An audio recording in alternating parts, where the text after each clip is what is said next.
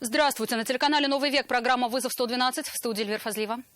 И сегодня мы расскажем, как у пирса яхт-клуба в воде нашли бездыханное тело мужчины и гибели подростка во время купания в Нижнекамске. Покажем, как лоб в лоб столкнулись «Лада» и «Шкода» в поселке Константиновка. Я там вообще не видел, там дым, подушка. И почему на кольце на улице Миля упал на бок мусоровоз. А также в Челнах на припаркованную у дома машину с высоты упал 30-летний мужчина. И задержание подозреваемого в домогательствах к подросткам в Альметьевске. Это и не только. Прямо сейчас. Бездыханное тело мужчины обнаружили вечером в воде рядом с причалами сотрудники яхт-клуба на улице 2-я Аракчинская в Казани. Они тут же позвонили в полицию. А чтобы достать мужчину из воды, пришлось вызывать спасателей МЧС. Его вытащили на причал, где уже ждали эксперты. Погибший был без верхней одежды, документов никаких при себе у него не было. Стражи порядка предположили, что он мог пойти купаться недалеко от стоянки речных судов. Сейчас устанавливается личность мужчины и обстоятельства его гибели. 12-летний ребенок утонул в реке Кама в Нижнекамске. Трагедия произошла днем в 2 километрах от базы отдыха «Вишневый сад». Установлено, что мальчик приехал на берег водоема с 2 одноклассниками. Зашел в воду и в какой-то момент стал тонуть. На место вызвали сотрудников МЧС. Водолазы обнаружили тело мальчика утром в глубине 3 метров. Место для купания не оборудовано. Прокуратура по данному факту проводит проверку.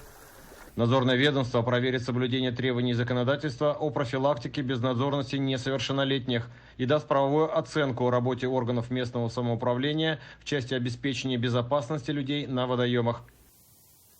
Мужчина выпал с балкона в Набережных Челнах. Момент падения зафиксировала камера видеонаблюдения. Он рухнул на припаркованную у дома «Тойоту», а затем отлетел на тротуар. Мужчина от полученных травм скончался на месте. Ему было 30 лет. С какого этажа и что стало причиной падения, неизвестно. Полицейские устанавливают обстоятельства произошедшего. В Альметьевске задержали 28-летнего мужчину, которого подозревают в совершении развратных действий в отношении несовершеннолетних. Полицейские получили сообщение от очевидцев, что один молодой человек знакомится с несовершеннолетним и приглашает их к себе домой. Угощает сладостями и едой, дает смотреть фильмы, играть в компьютерные игры, а затем склоняет подростков к интиму, обещая при этом дать им денег. Сколько всего пострадавших не уточняется, делом занялся Следственный комитет. «Лада Ларгус» повалился на бок после столкновения с Hyundai Solaris. Авария произошла на пересечении Сибирского тракта и улицы Александра Попова. Как установили автоинспекторы, отечественный автомобиль, поворачивая налево, не уступил дорогу иномарке, который ехал прямо во встречном направлении.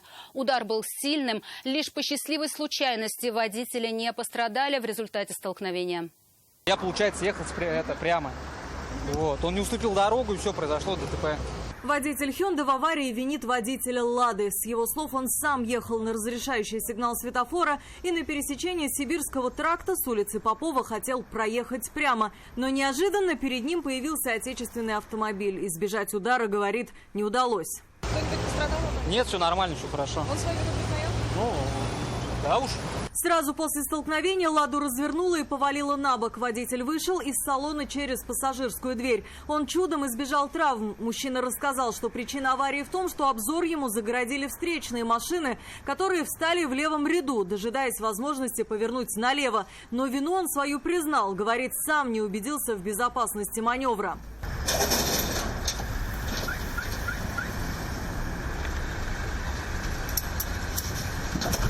Место ДТП отечественный автомобиль покинул своим ходом, а вот Hyundai пришлось погрузить на эвакуатор. Водителя еще ждет детальный разбор аварии в ГИБДД. Олег Ирудинова, Нафиса Минязова, Владимир Гурьянов. Вызов 112. 2 человека пострадали в результате лобового столкновения «Лады Приора» и «Шкоды Октавия» на улице Интернациональная в казанском поселке Константиновка. Машины сошлись в том месте, где дорога делает довольно крутой поворот. Именно на нем водитель «Лады» не удержал машину на своей полосе и вылетел на встречную. Водители друг друга увидели в самый последний момент, прямо перед ударом, и избежать его не смогли. Я там вообще не видел, там дым, подушка.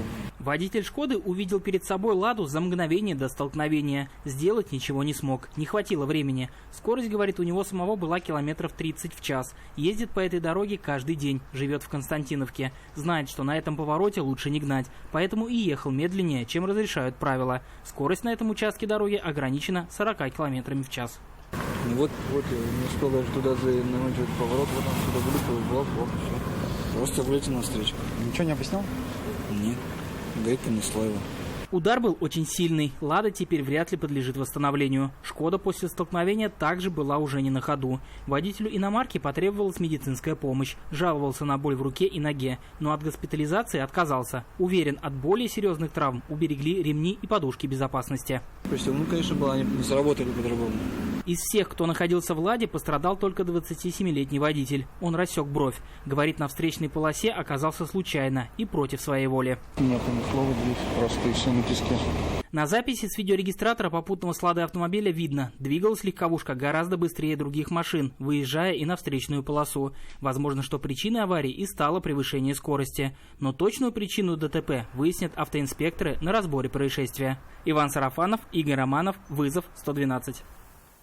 Мусоровоз опрокинулся на бок на кольцевом перекрестке на улице Миля в Казани. В момент происшествия рядом было много других автомобилей, и лишь чудом тяжелый грузовик не подмял под себя легковушку.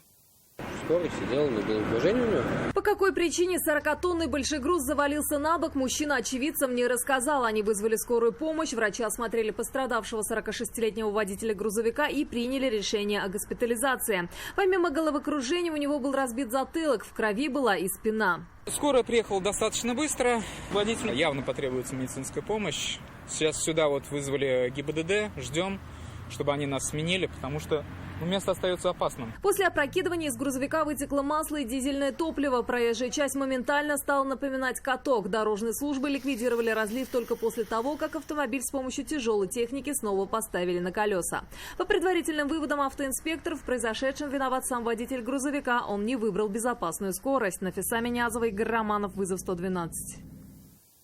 2 человека погибли, 46 пострадали, у большинства серьезные травмы.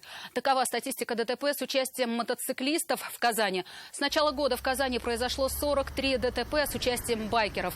Госавтоинспекция в связи с этим проводит операцию «Мотоцикл». Главная цель – снизить количество аварий. Правоохранители будут пресекать нарушения владельцами железных коней и пропагандировать использование защитной экипировки. Пристальный взор сотрудников ГИБДД упадет на подростков, которые, не имея на то права, садятся за руль двухколесного транспорта. Напомним, если ребенку от 16 лет и у него нет водительского удостоверения на скутеры, мопеды или мотоциклы, предусмотрен штраф до 15 тысяч рублей. Госавтоинспекция Казани информирует, что в период с 7 по 13 августа 2023 года на всей территории республики проводятся оперативно-профилактические мероприятия «Мотоцикл». С начала текущего года на территории города Казани было зарегистрировано 43 дорожно-транспортных происшествий с участием мотоциклистов, в которых 2 человека погибли и 46 получили телесные повреждения. В соответствии с пунктом 2.1.2 правил дорожного движения при управлении мотоциклом водители и пассажиры должны быть в застегнутых мотошлемах. До 6 лет лишение свободы грозит предпринимателю из Кукмара.